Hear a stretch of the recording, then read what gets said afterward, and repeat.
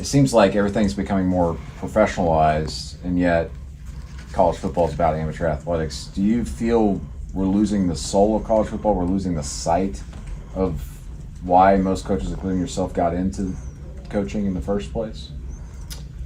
Well, I would certainly agree that there are some challenges that the current situation, that we're in presents in terms of amateur athletics.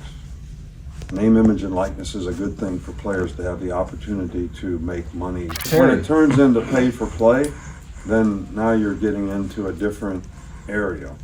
And I think when you start talking about players being employees, you're talking about unions, you're talking about now you're getting paid for something, you have to pay tax. You gotta love college coaches like Nick Saban, who got rich off of exploiting college athletes, moan and whine about the players being fairly compensated for the profits that their labor, keyword, their labor generates. Is this what we want college football to become?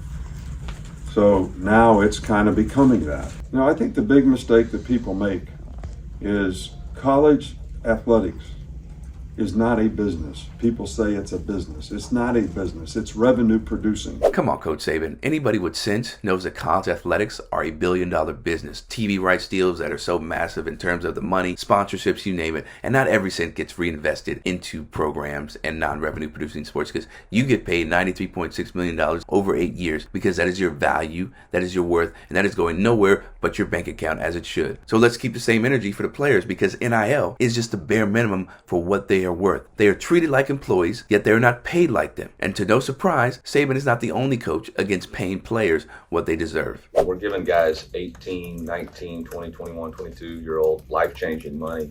People are making more money in NIL than my brother-in-law, who's a pediatrician who saves lives.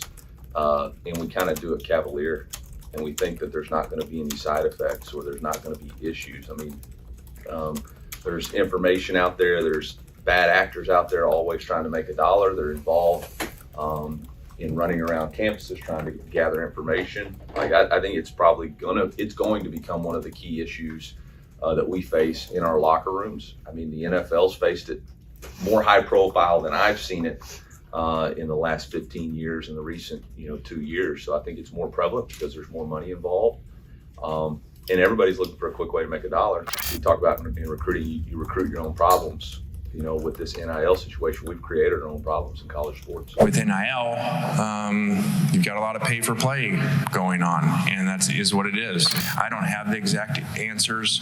I've always said, when asked, shorten the windows, so at least we know what your roster is, and not so many chances for players, because really, I mean, like I said, I like the players get paid, but there's no other system like it. Eli Drinkwitz and Lane Kiffin both recognize there are some positive benefits to NIL, I feel, but they revert back to the current system is bad. And yes, it does admittedly need some overhauling. That's through no fault of the players. That's on the NCAA and schools. Their positioning for why the system is bad can be boiled down to, if the players are getting paid, they need to get paid in a different way. And that leads us into this next clip. I don't hear you complaining. I hear you just facilitating what's happening. How do you approach that? Well, it could be because I was a player and I would have liked to have partaken in the done NIL. well, by the way. I'm going to see if we can backdate that and go back in time. But I think there's positives to it. And at the end of the day, I think it's the right thing for kids.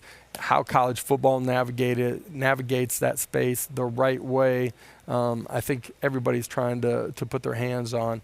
But at the end of the day, it's opportunities that I would have wanted, and I want for our players. That sentiment there from Tennessee's head coach Josh Heupel is the exact attitude a coach should have when it comes to NIL. Wanting the very best for your players and making sure they can experience some sort of financial freedom as they go from 18-year-old kids to 22-year-old young adults. And this situation with NIL has gotten so much attention that it's made its way to Congress. Okay, we're talking about the federal level. So much so that 3 senators have proposed a bipartisan bill that will seek to regulate NIL at the federal level. Here are some of the key points in this proposed act. 1, permits schools to restrict an athlete from entering a deal that is contrary to the school's code of conduct for moral reasons, prohibits compensation to be used for enticing recruits and retention of current players, prohibits schools from representing athletes in NIL ventures or influencing who represent represents them, allowing schools to prohibit athletes from engaging in NIL deals that happen during the same time as their college athletic events or competition. They must report their NIL deal to the school within 7 days of entering them, and they also must disclose all current and expired